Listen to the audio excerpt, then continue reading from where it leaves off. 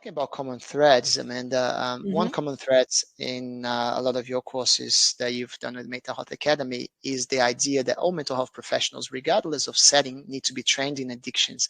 Can Yeah. you elaborate a bit more on why you believe that's the case and what the implications are for clinical practice? Yes. I'm so passionate about this. I could spend the rest of our hour just on this question. I won't, but I'm very passionate about it because what we see is that clinicians and mental health professionals in any setting will work with addiction. Even those working with small children doing play therapy, they're going to work with children who live in a home with active addiction, and that might come out in their play, in their work with children. A lot of addictive behaviors begin during adolescence. So those who want to work in the schools and those who want to work with adolescent clients are on the front lines of early intervention for some of these addictive behaviors.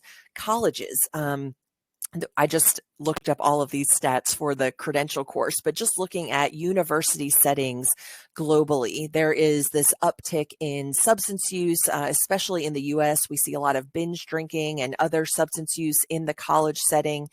And then in the community, just looking at the prevalence rates of substance use disorders and addictive behaviors, they are higher than some of the prevalence rates for the mental illnesses that we're all trained to address.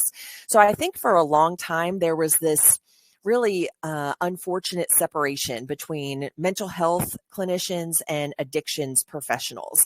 And now we're starting to see that all mental health professionals need this training in addictions work. They need to be able to recognize and respond to addictive behaviors, whether that means treating the individual yourself or making a referral to the appropriate level of care. It has to be something that we all recognize. If not, you might work with a client for a long time addressing other issues like symptoms of the addictive behavior and not seeing the treatment gains that you're hoping for. So just looking at prevalence rates, we know that counselors in any setting are going to address addiction. And that doesn't even count working with loved ones and family members of those who have addiction. We just have to have the training so we understand what partners and parents and children are going through living with someone or being in relationship with someone with active addiction. So